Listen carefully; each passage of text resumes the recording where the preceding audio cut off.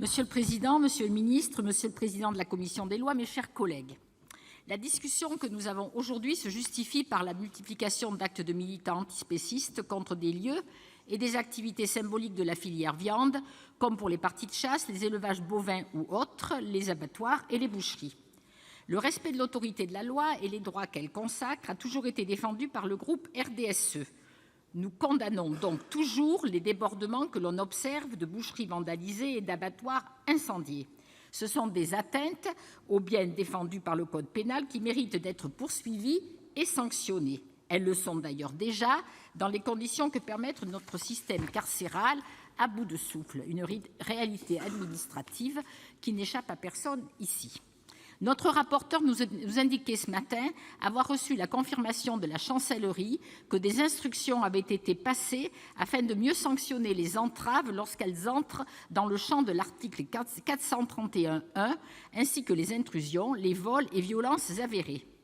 C'est donc la preuve que notre collègue Jean-Noël Cardoux a été entendu et que le droit en vigueur permet déjà à lui seul, à condition d'être mieux appliqué, de protéger les intérêts des professionnels concernés.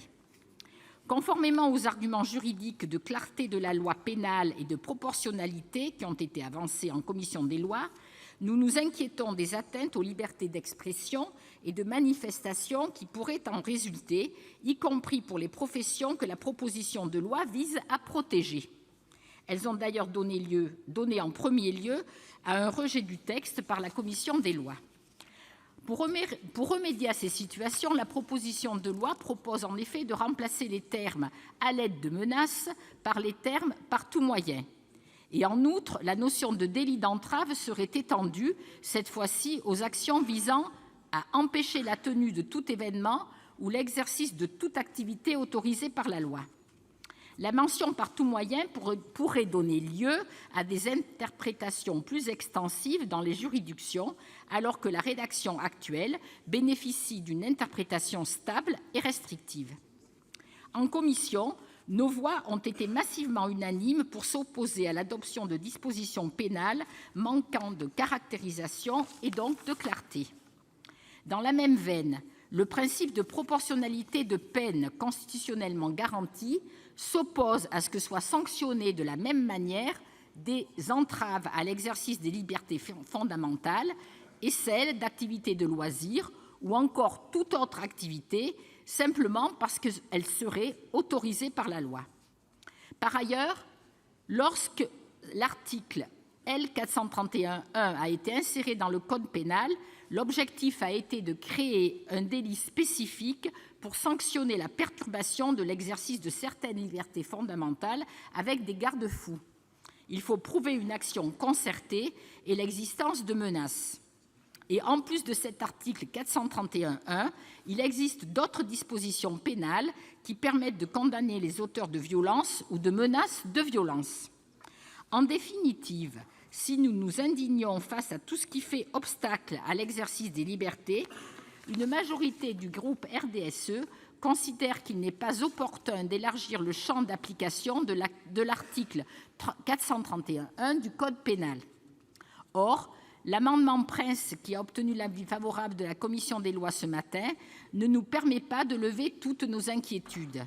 Il rajoute en effet un risque d'instabilité jurisprudentielle en insérant cette fois-ci les notions d'obstruction ou intrusion. En outre, il ne restreint pas suffisamment l'application du délit d'entrave aux activités sportives ou de loisirs. La notion d'activité exercée dans un cadre légal nous paraît trop vaste.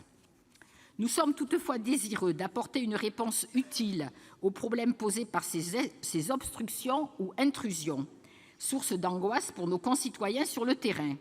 C'est pourquoi nous proposons de différer ce débat afin de nourrir une réflexion plus approfondie sur la facilitation des modalités d'indemnisation des personnes lésées par ces comportements d'obstruction très pénalisants. Cela permettra d'ailleurs de mieux associer les représentants des activités concernées ainsi que les acteurs chargés de l'application du texte. Des voies de recours sont déjà prévues en matière commerciale et pourraient être étendues aux chasseurs, par exemple, en s'inspirant d'une jurisprudence du 5 juillet 2018 de la deuxième chambre civile de la Cour de cassation, Celle-ci reconnaît en effet que l'impossibilité psychologique de pratiquer une activité de loisir constitue un préjudice d'agrément indemnisable. Ces pistes et d'autres que nous pourrions explorer nous paraissent plus adaptées aux attentes exprimées. Je vous remercie. Merci, cher collègue. Dans la suite de la discussion générale, la parole est au président François Patriat pour La République En Marche pour 6 minutes.